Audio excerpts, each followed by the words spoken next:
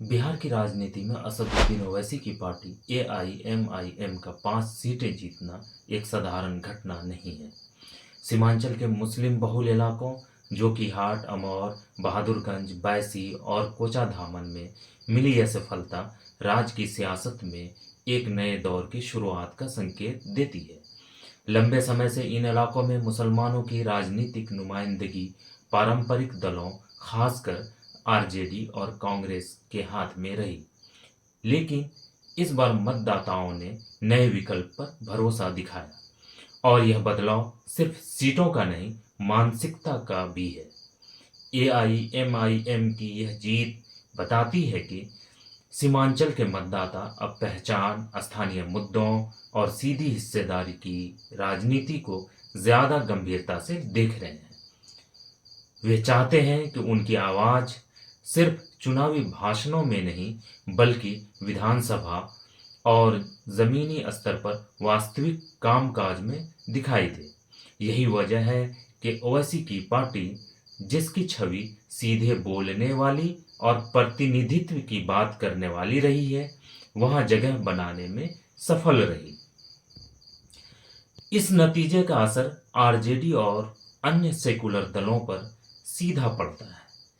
वर्षों से वे इस क्षेत्र के मुस्लिम वोट को लगभग तय मानकर चलते रहे, लेकिन अब मतदाता यह दिखा रहे हैं कि उनका समर्थन स्वतः सिद्ध नहीं है। वे सवाल पूछने लगे हैं, काम हुआ या नहीं, स्थानीय नेता कितने मजबूत हैं, असल मुद्दों पर आवाज उठती है या नहीं।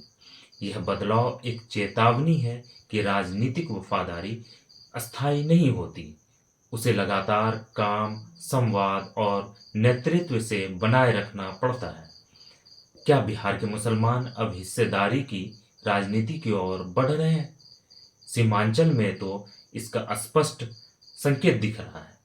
हालांकि इसे पूरे बिहार की मुस्लिम राजनीति का अस्थायी रुझान कहना अभी जल्दबाजी होगा। राज्य स्तर पर मुसलमानों का बड़ा हिस्सा अभी भी भाजपा विरोधी सेकुलर राजनीति के ढांचे के भीतर ही अपनी प्राथमिकता तय करता है। मगर यह भी सच है कि उनका धैर्य कम हुआ है। अब वे अब विकल्पों को आजमाने से हिचक नहीं रहे। कुल मिलाकर एआईएमआईएम की 5 सीटें बिहार की सत्ता समीकरण को अभी भले ना बदलें, लेकिन यह साफ कर देती है कि सीमांचल अब राजनीतिक तौर पर जागृत और संभावनाशील क्षेत्र बन चुका है। पारंपरिक दलों को यह नई रणनीति और नए नेतृत्व की तलाश करनी ही होगी, और अगर एआईएमआईएम इस भरोसे को जमीनी कामों में बदलने में सफल रहता है, तो आने वाले चुनावों में यह प्रभाव और बढ़ सकता है।